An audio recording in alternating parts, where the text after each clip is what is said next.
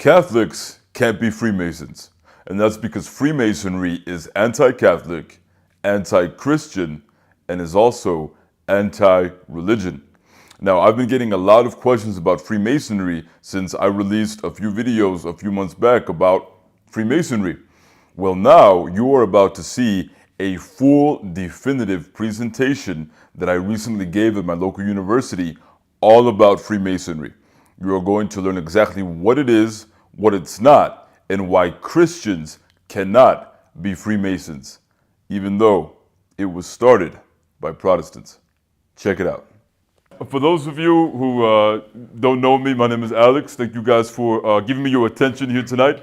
Very happy to be here with all of you. Most of you here are familiar faces. I saw you, was it 2 weeks ago that we were here? Man, 2 weeks just flies by. Well, thank you all so much for allowing me to give this presentation for all of you. For those of you who don't know me, I go by Voice of Reason online. I'm a full-time Catholic apologist. You can find me on YouTube, Instagram, TikTok, Patreon. Merch coming out from my man. It'll be coming out really soon. At Voice of Reason. I'm Voice of Reason, so thank you all for coming. Because I have multiple social media accounts, that means that I'm qualified to talk about anything. And so here I am. I have a quick question for you guys, just really quick. Is anybody here a Freemason? Anybody? No Freemasons? Not even one? Just checking. Okay. Today's presentation is about Freemasonry and the Catholic Church. Now, before we begin, does anybody know what Freemasonry is? Somebody? What? Go ahead, let's be interactive. Somebody talk to me. Tell me what you know. It's essentially a fraternity. Essentially a fraternity? That's one way to call secret occult societies. That's one way to call them. Anybody else want to add to that? A sketchy fraternity. A sketchy fraternity. That's another way to describe secret occult societies. Anything else? Anybody? Just a club. A club. A weird club. So a weird, sketchy club. Well, we're off to a good start. Whenever we want to figure out what something is, right, we start with the word and we ask two questions. What does the word mean and what does the word refer to? So the word Freemasonry, or we'll start with just masonry, that word, it actually comes from a French word that just means builders of walls or stone workers. That's what it means. And Freemasonry refers to those builders of walls or those stone workers that were able to travel freely and offer their skills, their services to build big, beautiful buildings. So the Masons, the Freemasons, were those that went around and were the architects of the day, going all the way back to the turn of the millennium. So that's what the word means, but Freemasonry refers to something very specific. It refers to a secret society. A secret society that adopted the name Freemasons after the stone workers, right, of the turn of the millennium, adopted their name, and this secret society was started on June 24th, 1717 in England. So, the Freemasonry movement has its roots in medieval guilds of stonemasons. The vast majority of the members today are not masters of stonework. They base themselves off of the masters of stonework, but most Freemasons today don't know how to put two bricks together if you ask them to. And it's believed that stonemason membership decreased. The group began accepting speculative or honorary members to bolster the numbers because that trade, as the methods of technology grew and got better, that trade kind of died off. So they based themselves off of it, but then they needed more members. Like, okay, you don't have to be a stone worker to be a Freemason. And the modern incarnation dates again to the 18th century, June 24th, 1717, and it was the Scottish and English men that came together in England, and they formed clubs, weird, sketchy clubs, for issues of philosophy, religion, and life in an organized setting. Look, fraternal organizations. Who said that it was a fraternity? Fraternity, right? So fraternal organizations had existed for centuries, But in 1717, a variety of these fraternal organizations got together to officially make the Freemasons. They came together on what is called a Grand Lodge. A Grand Lodge, think of the Grand Lodge, which is in England, like the Mother Lodge. Think of that as like the headquarters for the Freemasons. Think of that as like the Vatican of the church, right? To use an example. And they would meet, and this is where the weird thing comes in. They would meet to hold rituals and ceremonies to induct new members. Now, rituals aren't weird. We do rituals every single day. But the rituals that they did here, well, we're going to get into it, you know, as the presentation goes on, and you'll see why these rituals are really weird. Because these rituals are secret rituals, and these ceremonies are secret ceremonies, and the requirements for the membership created a whole legendary origin. Here's something that we all need to understand. Freemasonry, because it's a secret society, everything that they put out themselves, you have to take with a grain of salt, because they, Freemasonry, they try to keep their secrets secret. So if they publish something publicly, we already know that they're very, very secretive about whatever it is that they do as Freemasons, that everything that they put out, you got to take it with a grain of salt, because sometimes they could be putting out things just to throw us off of their scent, so to speak.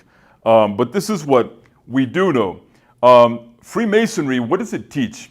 Because we say that it's a club, it's a society, it's a fraternity, it's a group, and again, they talk about philosophy, religion, and science. It's a naturalistic religion. Yes, my friends, Freemasonry, believe it or not, is a religion, and it espouses indifferentism and the position that a person can be equally pleasing to God while remaining in any religion. So this is what Freemasonry teaches. This is what they believe. They model themselves after the great architects and scientists, right, at the turn of the millennium.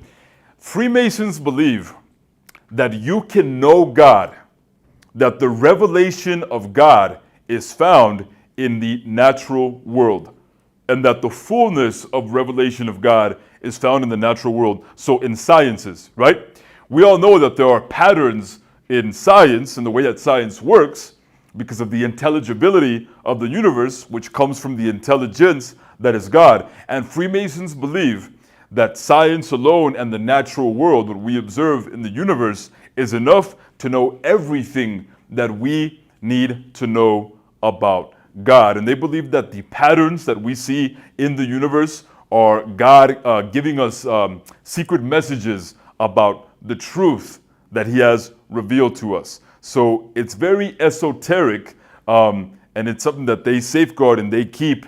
And they, you know, from 717 up until today, we still know actually very little about what exactly is it that they are teaching about this secret knowledge that they claim to have, because they're the smartest people in the world who know the science better than anybody else, according to them, right?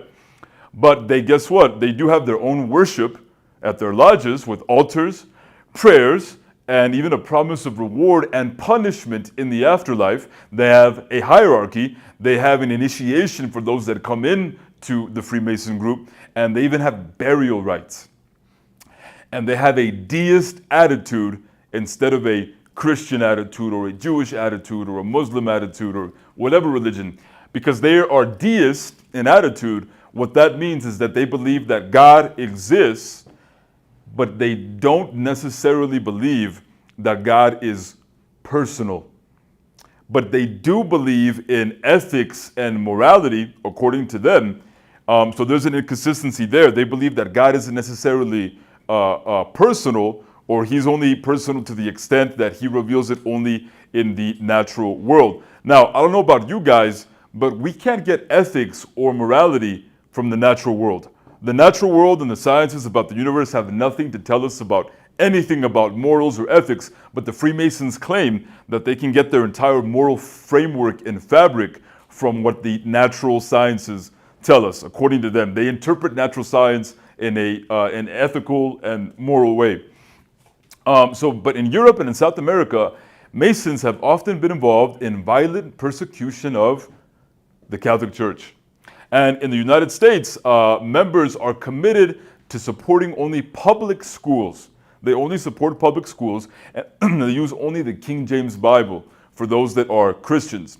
Now, in Freemasonry, there are Christians that are part of the Freemasons. There are Jews that are part of the Freemasons. There are Muslims that are part of the Freemasons. There are, even nowadays in the modern times, there are even atheists that belong to the Freemasons as well. It used to be a requirement that you had to believe in some deity, any deity. It doesn't matter which deity, because all of that stuff that we claim to be divine revelation isn't really divine revelation. It's just, Christianity and Judaism and Islam and all of these religions that we have. They're just nice narratives to try to explain things that God has fully revealed already in nature. So to them, to the Freemasons, religion is accidental to the truth of God's revelation. Religion is accidental. It's not essential. It's just, Christianity will help you understand Freemasonry. Islam will help you understand Freemasonry. Whatever you believe in will help you understand the truths of Freemasonry. So they see religion as just, they don't see it as essential to the beliefs, right? But they also, so check this out, this is what Freemasons do.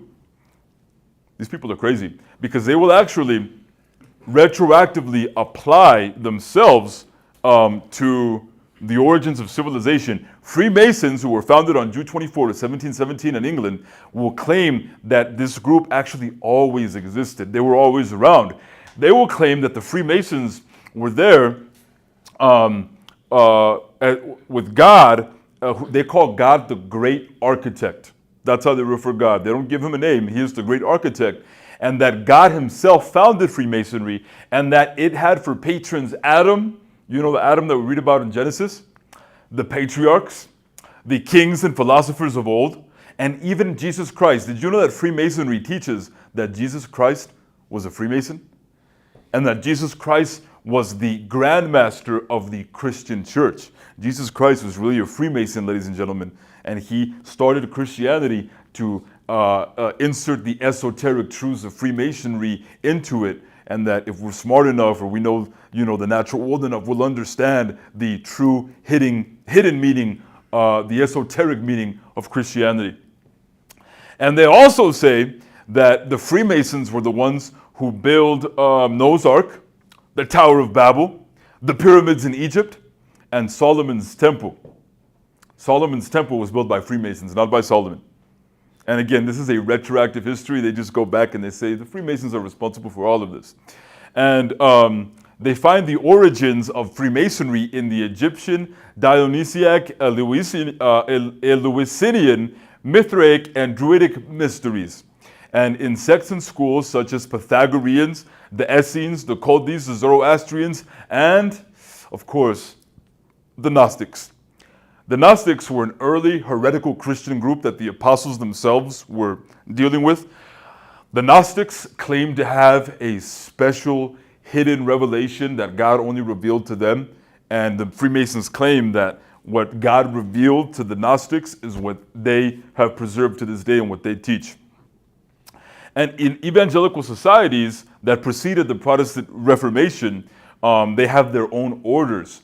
Just like how in Christianity we have religious orders, Freemasonry has their own orders. They have the knighthood, the Johannites, and the Templars. And by the way, they rip off everything. They want to take credit for the pyramids, for Solomon's Temple. They want to take credit for Christianity. They want to take credit for the Pythagorean theorem. They want to take credit for everything. They also even like hijack like the names, of like actual Christian religious orders. So the Johannites and the Knights Templar.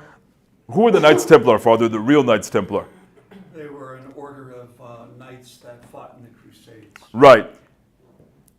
The Freemasons claim that the Knights Templar were actually Freemasons. And they are the continuation of the Knights Templar, right?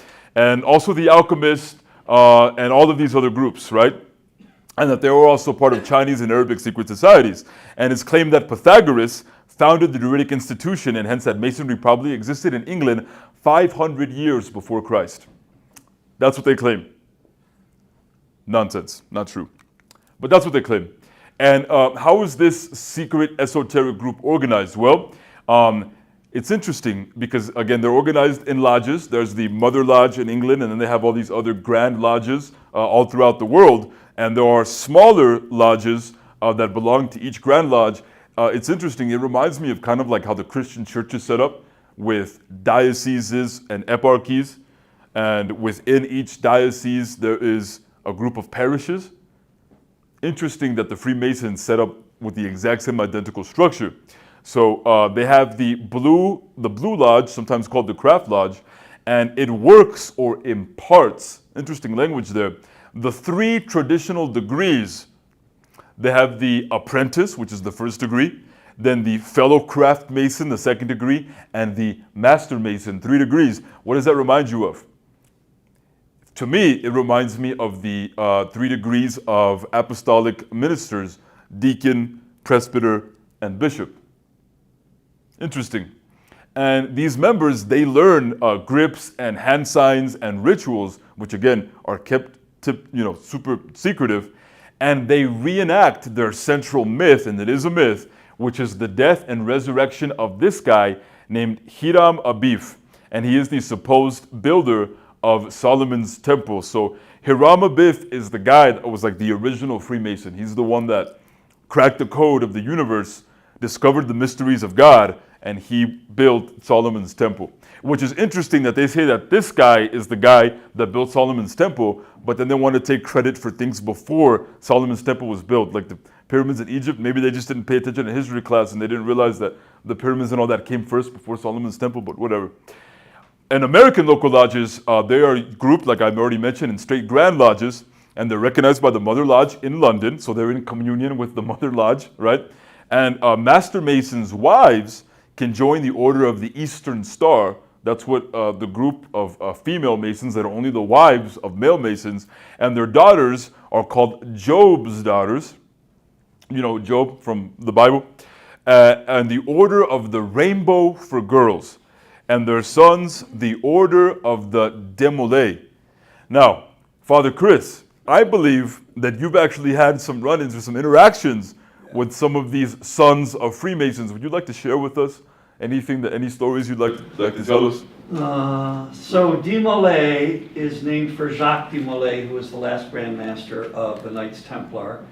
And he was killed by King Philip the Fair of France, because King Philip wanted the wealth of the Templars in the 1300s after the Crusades were over. And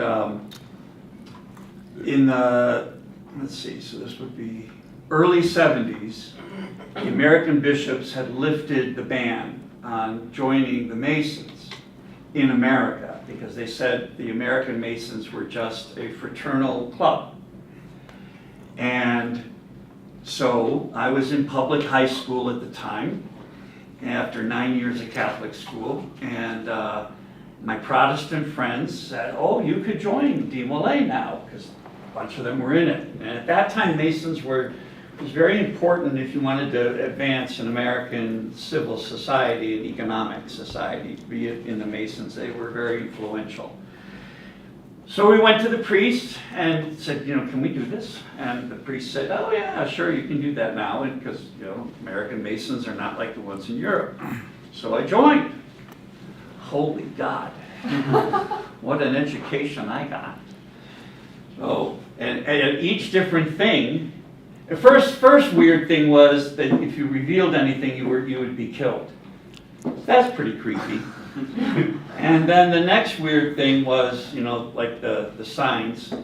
And then after that, like the third meeting, we had to take an oath on the King James Bible. And all my Protestant friends went to the guy in charge and they said, well, Chris can't take an oath on the King James Bible. That's not going to work. And I said, well, he can bring I couldn't bring a Catholic Bible in. That was the thing. And then I was supposed to take an oath that I would only support public schools and public education. I could not support parochial schools of any kind. And they were all saying, well, this isn't going to work. And then I started saying, well, this is definitely not going to work, guys. I can't stay in this. But it was interesting because after 4 meetings, I was out. And how did you really get that far, Father? Well, the first meeting was just finding where the place was, because Catholics didn't know where the Mason were. We didn't even know where the Masonic temple was. That's a secret there, huh? Yeah. So anyway, it was just something you never went into. And it was interesting though for my Protestant friends, because they all were going to the men in charge and saying, we thought Catholics would be able to join, but it's obvious Catholics can't join. You know, that we're saying and doing stuff that Catholics simply cannot believe in. So it was a wake-up call for everybody. And then we went back to the parish and we told Father and said, you know what, this isn't going to work because there's something wrong. And the following year, the bishops put the ban back in place. Yeah. You know, because it was, there is a lot in there that's very anti-Catholic. And we're going to get into the history of how the Catholic Church has always banned Freemasonry. We're going to get into that here at the end. The Freemasons, because they are a religion, they really are a religion. They even have their own rites, their rituals, and they even have their own symbols. Now, this is what people that are really good marketers, people that really want people to like buy into whatever it is that they're selling, they're very smart because they know that symbolism and marketing, symbolism is a huge part of marketing. They will go and they'll take certain symbols and they will say, these are our symbols now. And now when we see certain symbols, we think of the Freemasons because they're good marketers, right? And there were symbols that have always existed way before the Freemasons that they kind of hijacked and they turned them into Mason symbols. And a lot of these are actually Christian symbols that they hijacked. But they have their rites and their symbols. They have the strict hierarchy and they have a variety of ceremonies and rituals. They are initiated into the lodge. Members go through a series of degrees of membership, rising from entered apprentice to fellow craft to master mason. They learn the language, the rites, and the beliefs of the craft. And the beliefs of the craft of Freemasonry, that's what's like really, really kept secret. Like, what do they actually teach?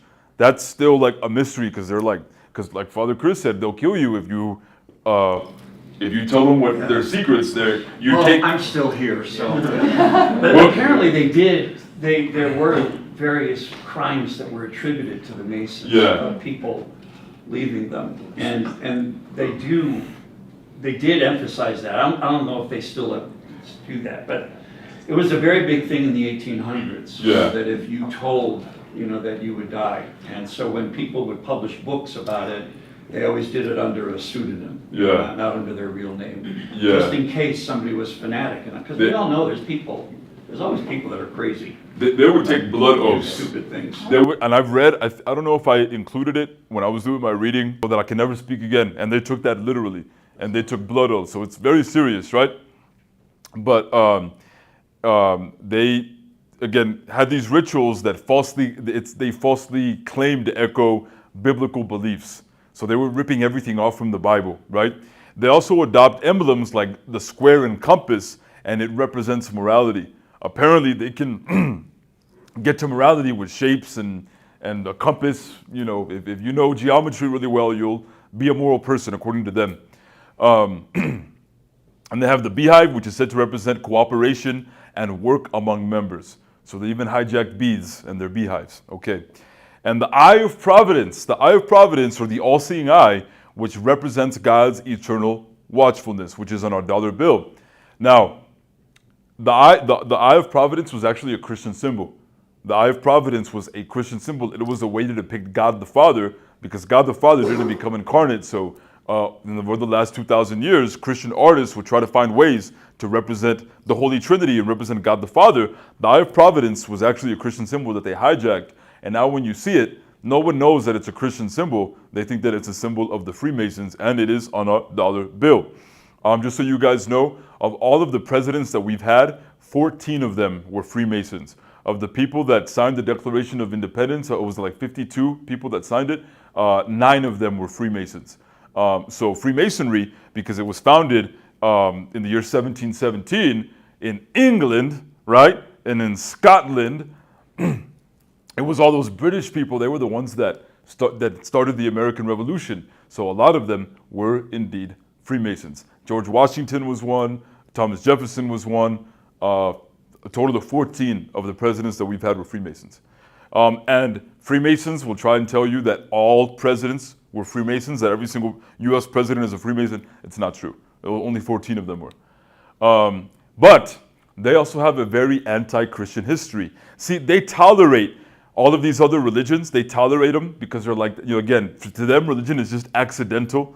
And, believe in God, and if Christianity or Judaism or Islam or whatever helps you sleep better at night, that's fine. But they make you take an oath to Freemasonry before you take an oath to like Christianity, right? But they're very anti-Christian because when the Christians caught on to what they were doing, the Christians started speaking out and they became more anti-Christian because of it. U.S. Masons were active in anti-Catholic groups like the Know Nothings and the Ku Klux Klan. The Ku Klux Klan were all Freemason Protestants, and the Ku Klux Klan hated blacks, Catholics, and Jews, and they were Freemasons. The Ku Klux Klan was started by Freemasons. And they used to be very influential in upper levels of U.S. society, in Congress, in the courts, in industry, in finance, even in the middle class, blocking advancements of Catholics in many areas of political and economic life. A lot of people don't know this. A lot of Americans don't know this. Catholics were discriminated against for a really, really, really long time in the United States. From the founding, because remember, the United States was a Protestant country. Catholics were discriminated against. It was illegal to be a Catholic in the United States for quite a while. A lot of people don't know this, right? And the Protestants, a lot of them who were Freemasons, they would only allow other people that were in the Freemasons to move up in society. And the reason that they did this is because even starting in 1717, it was such an exclusive club. They only wanted rich people to be a part of it. So if you wanted to be a Freemason, you had to donate money, like a lot of money, so that they could let you in. And that's how the Freemasons got so rich and got so much money, because it was like an exclusive club for the wealthy. And here in the United States, they wouldn't allow Catholic people to be able to fully participate in civil life and in work, because they kept them down, because they would only give jobs and high status jobs to people who were Freemasons. But outside of the Anglo-American world, they pushed for totally secular societies with sharp restrictions on religion. And check this out. So in Freemasonry, there are different types of Freemasons, right? If Freemasonry is the big overarching group, within Freemasonry, there's all of these different types of Freemasons, right? There's the Blue Lodge. The most famous one is the Scottish Rite, right? And the Scottish Rite actually doesn't have just 3 degrees of Freemasonry. They have 33 degrees of Freemasonry, right? There's the Scottish Rite. There's the Knights Templar. There's the Illuminati. There's all these different groups within Freemasonry. But the most popular one in the West is the Scottish Rite. And when you get to the 18th degree in the Scottish Rite, it's called the Rose-Croix degree. It reinterprets the cross and its INRI inscription as pagan symbols. We all know that INRI is Latin. It's Jesus Nazarenus Rex Eodeum. How do you say the I part? Eodorum, right? Which means Jesus Christ, King of the Jews. Well, again, they go back and they retroactively reinterpret history, and they say that INRI, that inscription is a secret Masonic message. Not true. Anyway, and if you're a candidate for the 30th degree in the Scottish Rite, which is called the Knight Kadosh, guess how you are initiated into the 30th degree?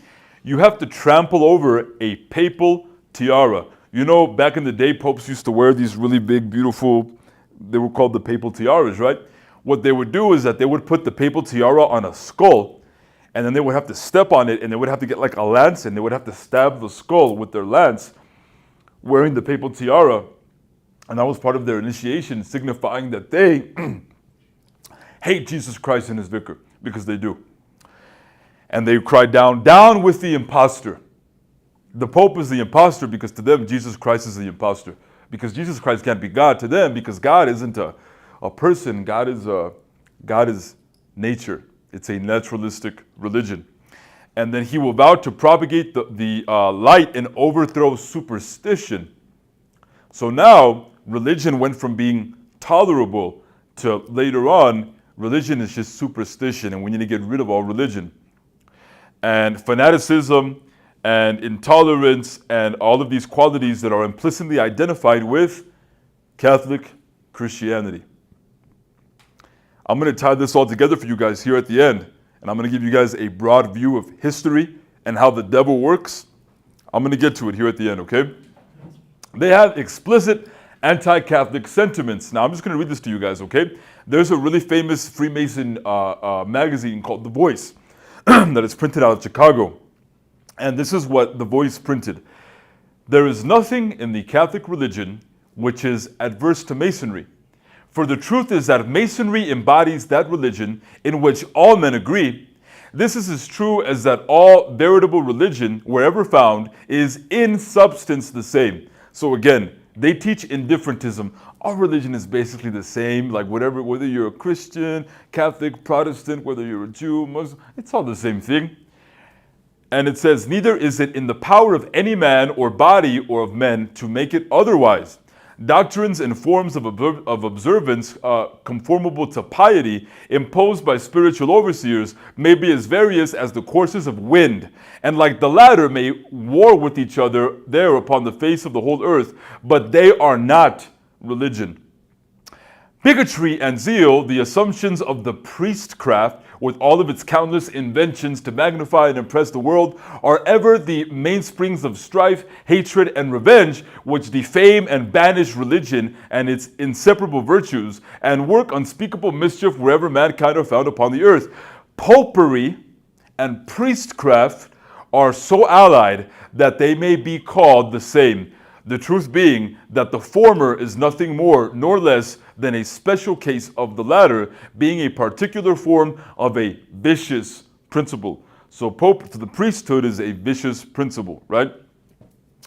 With itself is but the offspring of the conceit of self-sufficiency and the lust of dominion.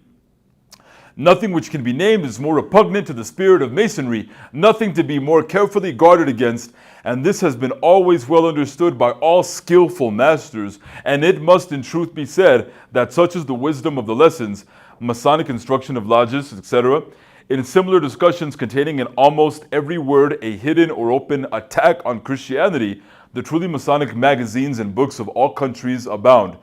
So there was this Grand Deacon here in the United States. So yeah, they have deacons in Freemasonry, right? So not even trying to hide that they're ripping everything off of Christianity. Deacon J.C. Parkinson, an illustrious English Mason, he avows, he said, the two systems of Romanism and Freemasonry are not only incompatible, but they are radically opposed to each other. An American Masons say, we won't make a man a Freemason until we know he isn't a Catholic. So there is a huge anti-Catholic sentiment within Freemasonry hates Catholicism. Look at how the Scottish Rite, the 30th degree, how they're initiated into the 30th degree, thrusting a lance into a skull, wearing the papal tiara. They hate the Catholic Church because they hate Jesus Christ, because they hate the truth. Now, why the ban? Well, So do they still do that, or is that? they still do that. That's from the 1800s? They still do that. There are ex-Masons that were part of the Scottish Rite. They came out and said, yeah, I was a 33rd degree Mason. I had to do that. Some that have come out. And by the way, just so you guys know, in the past couple hundred of years, whenever people actually tried to speak out against the Freemasons, they tried to leave the Masons, there are so many cases, documented cases of people disappearing. When they leave the Freemasons, they disappear. Documented cases. And now more and more are coming out because Freemasonry now today is super weak. It's not as strong as it was back in the day. Like it's really fallen in power. So more Masons feel comfortable coming out and talking, speaking out about Freemasonry because they don't really have that kind of power anymore. But why the ban? So Freemasonry was first banned by the Catholic Church in the year 1738 by Pope Clement XII, who forbade Catholics from joining the church and encourages them to associate with Catholic organizations instead, like the Knights of Columbus. And the Knights of Columbus were founded in 1882, and they were founded specifically to combat Freemasonry. So Pope Clement XII was the first one, the first pope to ban Freemasonry in 1738. And we have, ever since Pope Clement XII, we have had something like 30 popes since then, more than that, 40 popes that have all. There's been close to like 30 explicit condemnations of Freemasonry by the Pope since 1738. The principles have always been considered undesirable by the doctrine of the Church, And therefore, membership in them remains forbidden. Why? Because what? What do Freemasons say? Freemasons say that Christianity isn't essential for salvation. Freemasons say that Jesus Christ isn't the way to God. And that's what Christianity says. That's what Catholicism teaches. So if Freemasons have a different message, no, you can't be a Freemason and be a Catholic. The faithful who enrolled in Masonic associations are in a state of grave sin and may not receive Holy Communion. Why? Well, as if this whole presentation isn't enough, right? Well, the Gnostic attitude of hidden knowledge, that God is the great architect and God is not Father, Son, Holy Spirit, and it is an alternate religion, and they persecuted Catholics. Okay? Now, let me see if there's another. So, constant church condemnation. So here they are. Here are all of the condemnations of Freemasonry by all of the popes since Clement XII. So we've had Clement XII, Benedict XIV, Pius XII, Leo XII, Pius VIII, Gregory XVI, Pius IX. Where else? A whole bunch. Pius IX put out a whole bunch, and then Leo XIII as well. And who else? And then also recent popes have done it as well. Now, Father Chris mentioned earlier that for like 2 years, under 2 years, the ban on Freemasonry had been lifted. It wasn't really lifted, but this is what happened. So we get the Code of Canon Law, and it gets updated every so often. So the current Code of Canon Law that we have now is the Code of 1983. And for those of you who don't know, canon law is just like how the Catholic Church is governed. So the Catholic Church promulgates these canons, and it is the rule of how the church governs and how it functions, right? Well, 1983 is the current Code of Canon Law. Before the 1983 Code of Canon Law, the previous code was the Code of 1917. Now, every single Code of Canon Law from the time of Clement XII in 1738, every single Code of Canon Law had an explicit ban on Freemasonry, and the Code of Canon Law in 1917 even says, if you are a Catholic and you become a Freemason, you are automatically excommunicated. There is an automatic excommunication for any Catholic that becomes a Freemason. You can't do it. You can't be a Freemason and be a Catholic. If you try and you do and you become a Freemason knowing that the Catholic Church says you can't, you are automatically, at the moment that you do it, excommunicated. And excommunication is a canonical censor, meaning that you can't even go to confession until you get that censor removed. And even if you become a Freemason and you do it in secret, you're like, oh, they're not going to know that. No, the automatic excommunication is something that is ratified in heaven. So God knows that you're not really Catholic anymore. And if you still pose as a Catholic and you still go and you receive the Eucharist, even though you've been excommunicated, oh, you're a liar, you're a liar. You're a liar and you're committing a grave sacrilege. So no one has to know. Your priest, your local priest doesn't have to know. The bishop doesn't have to know. The Pope doesn't have to know. God knows. And that excommunication applies to you. Whether you do it secretly or not, you're excommunicated and you can't receive the sacraments. And if you do, now you're really in trouble. Now you've committed a grave sacrilege. So, in the Code of 1983, the excommunication for being a Freemason is not in the 1983 Code of Canon Law. And that was actually kind of by accident when they printed, because they have a bunch of people that work on the Code of Canon Law and they edit it. And when they put it out, they kind of like forgot to add that part, that if you are part of any secret society, you are excommunicated, right? Shows how organized we are, right? But anyway, so when they realized, like, oh my goodness, like the Code of Canon Law doesn't have the canonical censor for being a Freemason anymore, and they realized it because there were Catholics in the United States that were becoming Freemasons. So the Pope John Paul II, had Cardinal Joseph Ratzinger, who later became Pope Benedict XVI, who just passed away back in December. Joseph Ratzinger, he came out, and it's part of the magisterium, he came out and he released a document saying, no guys, all of the prohibitions and the canonical censors of the previous Code of Canon Law still apply to the Code of Canon Law of 1983. So even though the Code of Canon Law doesn't explicitly say it, Cardinal Ratzinger clarified and he said, nope, those codes, those canonical censors still apply. So even to this day, if you become a Freemason and If you're a Catholic, you become a Freemason, you're excommunicated. So that was where the confusion was, and it took them like under 2 years to realize that they forgot to put that part into the Code of Canon Law. So they fixed the mistake. It's always been not allowed by the Catholic Church. Many Catholics don't know that, especially here in the United States, because many Catholics, when was the last time any of you read the Code of Canon Law? That's why we don't know. And Freemasons today, they're really cool with everybody, man. They want to have good relations with everybody. So Catholics, come on board. Even though I just read to you all of the Ku Klux Klan, right? What we just read, that they were very anti-Catholic. They kind of don't want to look at that history. So everyone's invited, Catholics, everybody, man. No, you can't do it. The Freemasons will accept you, but the Catholic Church does not accept Freemasonry because it's a false religion. And so couldn't Catholics just join lodges in the U.S. that weren't anti-Catholic? And there are like no anti-Catholic lodges. There are some that still are, but there aren't really any like explicitly anti-Catholic lodges in the U.S. anymore because they're trying to be cool with everybody because they lost all their money and all their power, so they like need everyone to like them. Again, this happened in the U.S. under the impression that since these did not call for persecution of the church, it would be allowed. Again, everything that I just said. In 1981, Rome told the bishops no authority to judge the character of local Masonic associations and under the impression that since these did not call for persecution of the church, it would be allowed. Again, everything that I just said. In 1981, Rome told the bishops no authority to judge the character of local Masonic associations and relaxed the restrictions. But then in 1983, Cardinal Ratzinger specified the ban is still in place. And then in 1985, the U.S. bishops reiterated the ban on the membership. They came out explicitly and said, nope, you can't be a Freemason. So any Catholics that did become Freemasons for that short 2-year period, they had a free pass. And then once in 1985, once it was made clear, okay, sorry, nope, not a Freemason. I disavow the Freemasons because they don't want to be excommunicated. Many Protestant churches don't allow it, nor do some Orthodox, nor do the Mormons. But ladies and gentlemen, be clear. Let's be clear here.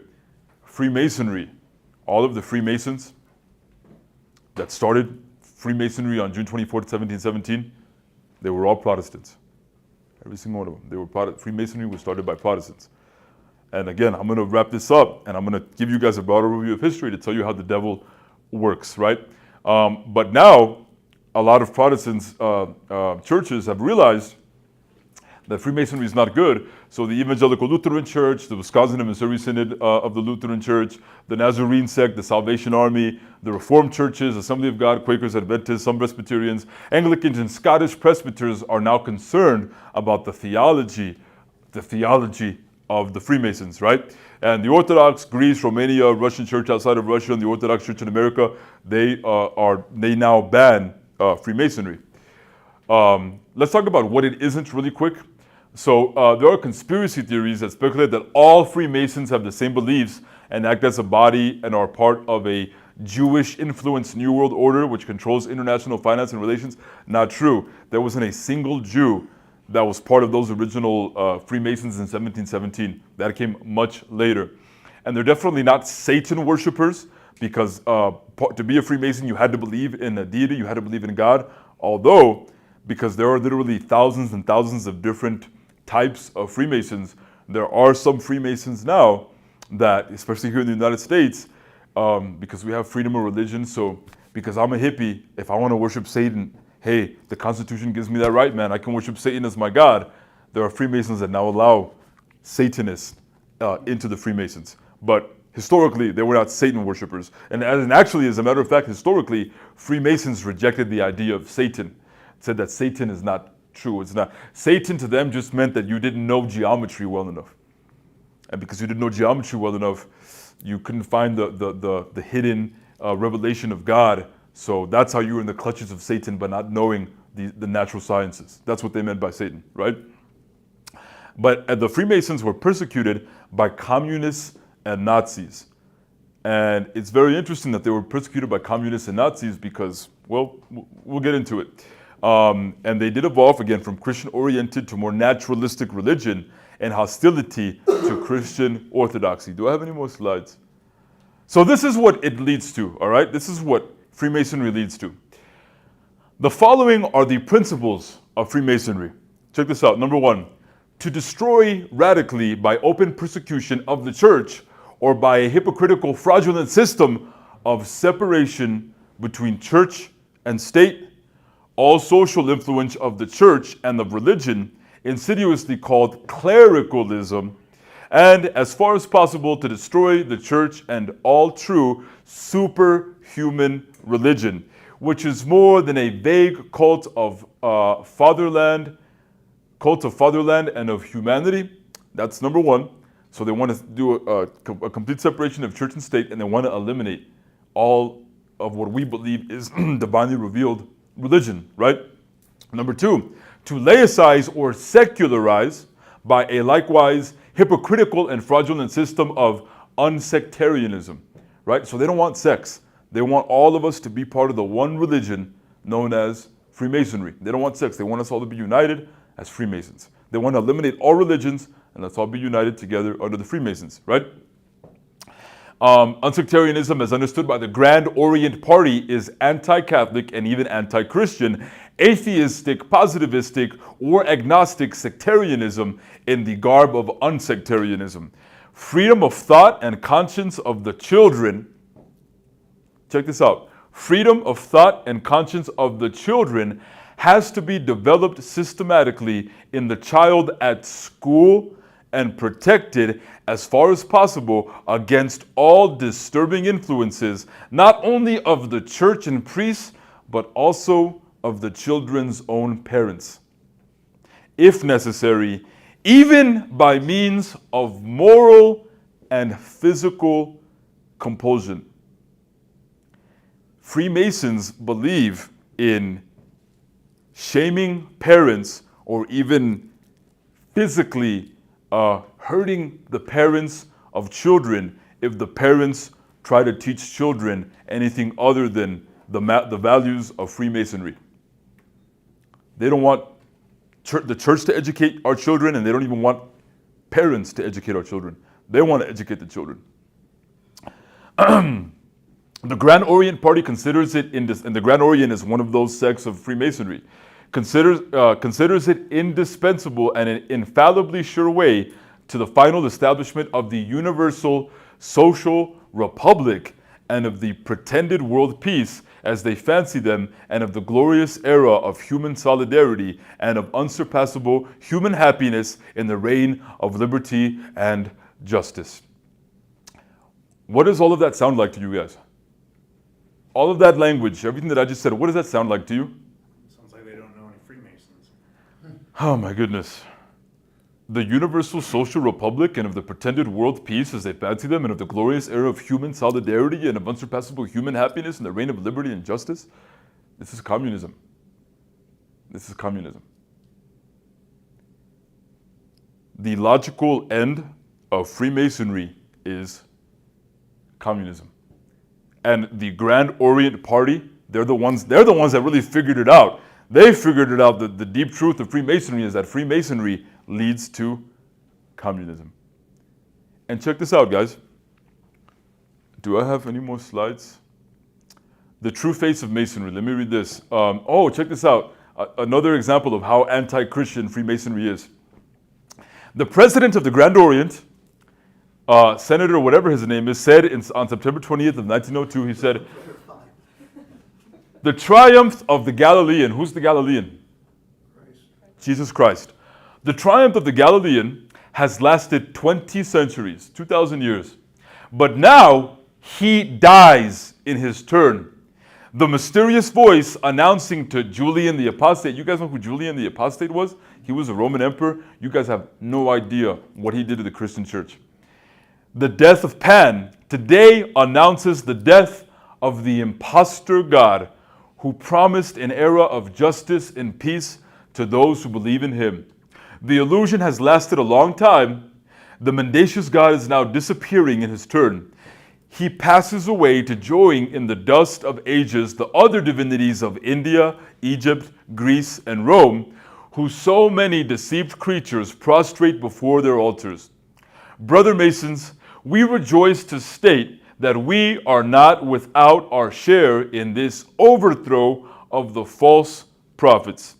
The Romish Church, founded on the Galilean myth, began to decay rapidly from the very day on which the Masonic Associations was established. 1902, the Grand Master of the Grand Orient, the Senator of the Grand Orient, said that. And then they had a decline, which is good, glory to Jesus Christ. But let me do a whole overview, guys. So Freemasonry is all about patterns, right? All about patterns. Like, see, look at the patterns in the universe, and you'll know the truth of God. Well, I'm a patterns guy too. We all are patterns people. We notice patterns. That's what we do. Well, I noticed a very interesting pattern. What year were they founded? 1717, right? They were founded by who? What is the origin of Protestant? What year? The Protestant Revolution. 1517. So the Protestant Revolution happened in 1517. 200 years later, these Protestants came together and they started Freemasonry in 1717. And then something very interesting happened exactly 200 years after that in 1917. What happened in 1917? The October Revolution.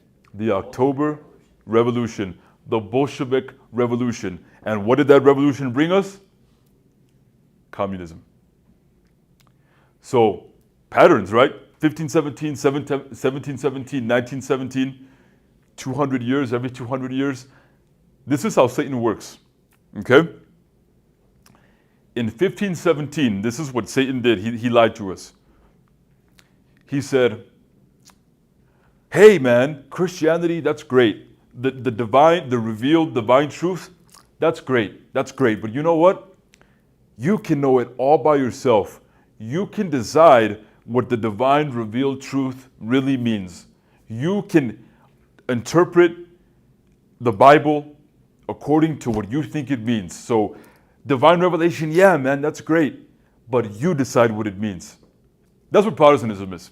That's what the doctrine of sola scriptura ultimately leads you to. You become your own pope and you get to decide.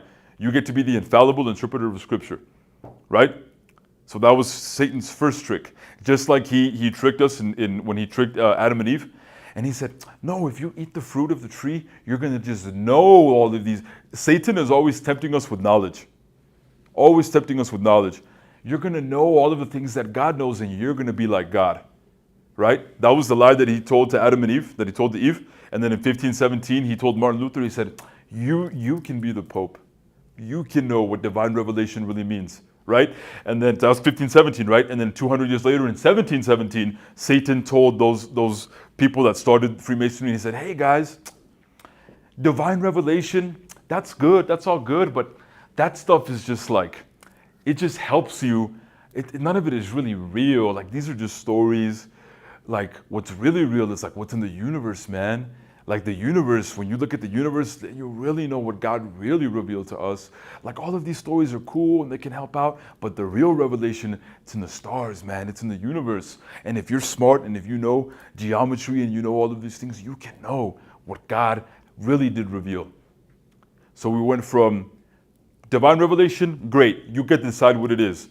And then from there, it went to divine revelation, no such thing. The only revelation is really what's natural. And then 200 years later, in 1917, what did Satan tell us? God doesn't exist at all. And that's what communism tells us. Communism tells us that God doesn't exist at all. So we went from divine revelation that Jesus gave us to divine revelation, okay, but you decide what it is, to divine revelation doesn't even exist at all, to God doesn't really exist at all. And the Bolshevik Revolution, the October Revolution, guess who all those people that started communism? Guess who they were influenced by? The Jesuits. I thought I was going to get through this whole presentation without somebody making that comment. By Freemasons, by the Freemasons. By the Freemasons. So it is a gradual, subtle decline that started in 1517 and it culminated in 1917. What else happened in 1917? Can anybody tell me? What else happened in 1917? Virgin Mary. Has to do with Mary. Fatima. Our Lady came down from heaven and she appeared in Fatima, Portugal. And what did she tell those kids? She said, if you don't repent and turn back to my son, Jesus Christ, the errors of Russia, the Bolshevik Revolution, the errors of Russia are going to spread to the entire world. Everything that we just read here in these slides, the things that Freemasons want to do,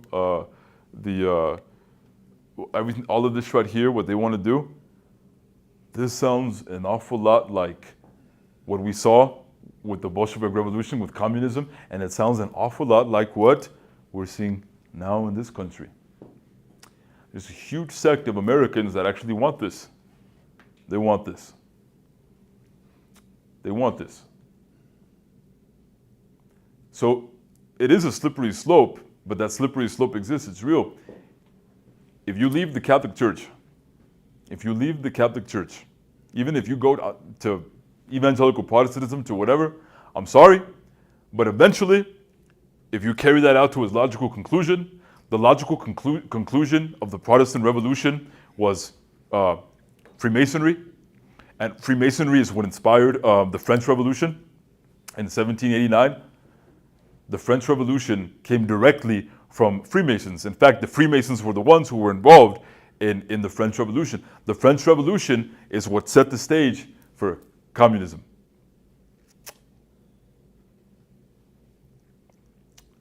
When you leave the Catholic Church, if you carry that out to its logical conclusion, you end up godless. That's why the church teaches that there's no salvation outside of the Catholic Church. Because once you leave Christ's church, what else is there? Nothing. Because everything else that you think is there, it's false. You end up godless. Any questions? Show the last slide. Oh yeah, this is good. This is a happy note to, a happy note to end on. The decline, thank God. Well, here's the thing. Protestantism declined. And then we got Freemasonry. Freemasonry declined. We got communism. When communism declines, what could be worse than that? Well, it has to be tried in all these places first, right? Because it's never been tried correctly, guys. But anyway, the decline. Freemasonry membership has gone down for years. 6 million worldwide. Why? Well, there's a general decline of fraternal organizations and service clubs, and then others attribute the falling membership to the movement's refusal to recognize women as full members. And also, not only that, guys, for the longest time, women weren't allowed to be Freemasons, and also black people weren't allowed to be Freemasons for a long time. They had to create a separate sect. They were segregationists. They created a separate sect for black people called the Princes, something like that, for just black people, right? And there was a growing public awareness of the movement's once secret rituals. You can Google a lot of it, and you can see the things that they did. They were like, this is weird, and they left it. And they're no longer powerful in the U.S. society. They're not needed for advancement in companies anymore, or civil service, or banking, or any of that. So they have declined. But the reason that they decline is because that's what the devil does. The devil will seduce you, and the devil will make you do whatever he wants you to do, and then he'll turn his back on you, and he'll leave you because he used you as a means to get to the next step of his diabolical plan.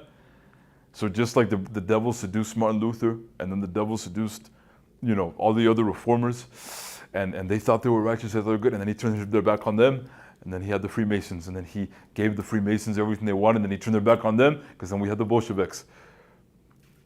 And it got so bad, if it gets to the point where Mary has to come down from heaven to warn us, that's how you know it's pretty bad. That's how you know it's pretty bad. So the last 500 years, we've seen Satan work in history. You know the saying, the devil is in the details, the devil is in the historical details. Wonder what's going to happen in 2117. Anyway, any questions, guys? Any questions? Anything? Oh, thank you. You're too kind. You're too kind. So none of us will ever be Freemasons, right? Good. No questions? Go ahead, my friend. So I know you mentioned Mormonism rejects Yeah. Freemasonry. Is that Latter-day Saints, or is that multiple Mormon sects? I think all of Mormonism has wholesale completely said no, you can't be Freemason because they're their own occult group. I'm just kidding, kind of, not really. But what was I gonna say? Yeah, Mormons have always rejected it because they do their own thing. They do their own thing. Go ahead.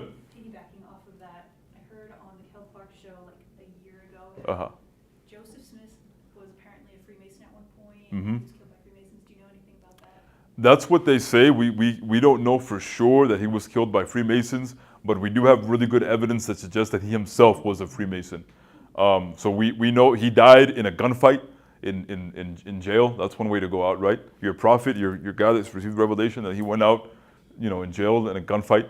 Yeah, they broke into the jail and pulled him out and killed him. Yeah, they broke in, pulled him out, and they killed him. But he had like his guns with him too, and he was, But anyway, yeah, we do have evidence that suggests that Joseph Smith was a Freemason. And so here's how Freemasonry works too. Even with the people that are in Freemasonry, they're so secretive, even with the people that are within their own ranks. And I wish I had put it in a slide. I did a lot of reading. Freemasons, to the people that are already Masons that are inside the lodge, they won't even tell them explicitly what it is that Freemasonry teaches. What they tell them is they'll say, hey, look, what we have to show you guys is something that actually can't be taught, but you can learn it. Just follow our lead, do what we do what we tell you to do, and you're going to see it yourself. You have to see it. They brainwash them. They're like, you have to see it yourself. You see, if we tell you ourselves and you didn't arrive at this conclusion by yourself, like it's not going to mean anything to you. Like you need to arrive to this conclusion by yourself. But don't worry, we promise that as long as you stick with us and you do everything that we tell you and you keep supporting us financially with whatever we ask you to do, and you just keep learning, doing the things that we tell you, you'll eventually arrive at this knowledge of yourself. But you have to keep it a secret, and you can't even share it with even other Masons. You have to keep it in your own mind. You have to keep it in your own head, because again, once you reach it, you're going to be so happy that you know the fullness of the truth and that you came to it, you arrived to it by yourself. You don't want to ruin it for your fellow Mason, right? So don't tell them. When you learn this thing, don't tell them. That's how they brainwash them.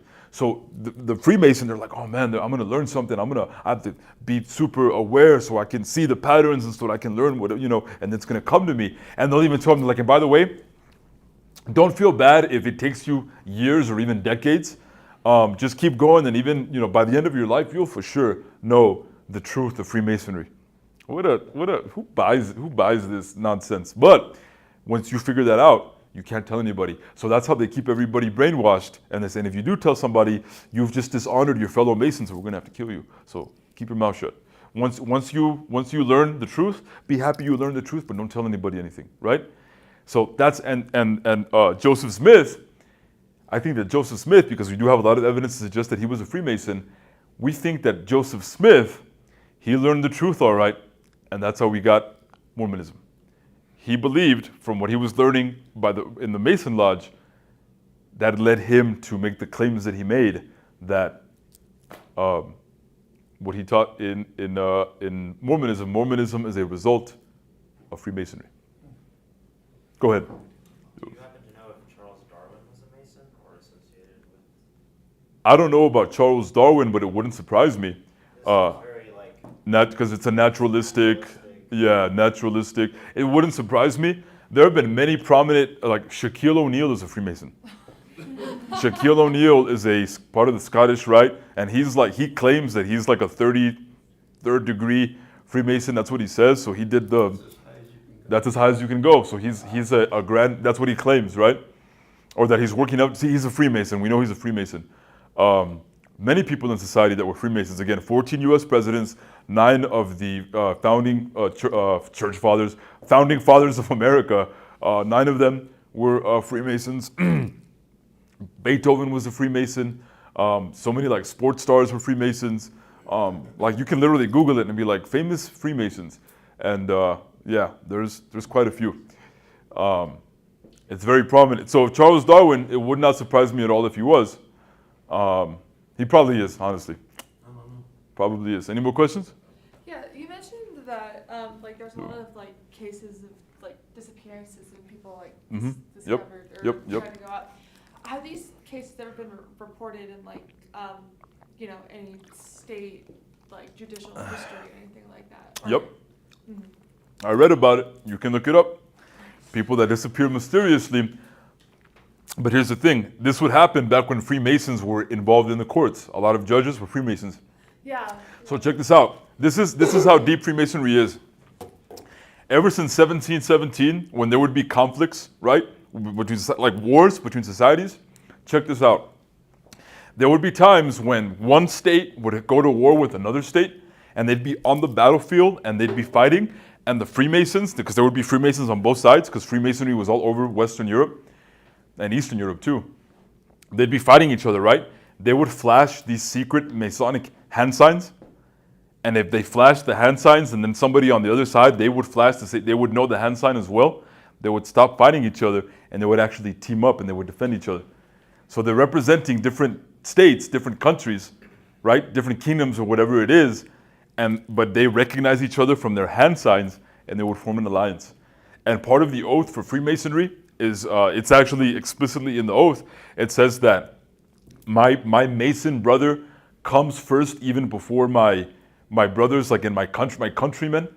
So Masons have an obligation to, a Freemason here in Albuquerque, New Mexico has more of an obligation to a Freemason in Argentina than he does any of you sitting here, fellow Americans.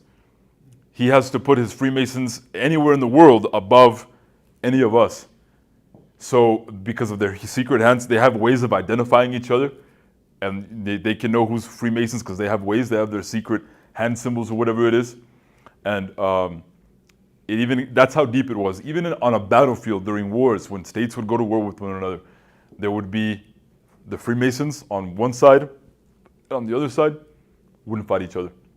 As a matter of fact, they would protect each other from their own, that's treason. They would be protecting somebody on the other side of the battlefield from their fellow soldiers. Treason. Well, thank you guys so much for listening to me for all this time. Thank you. Hope you enjoyed. Thank you.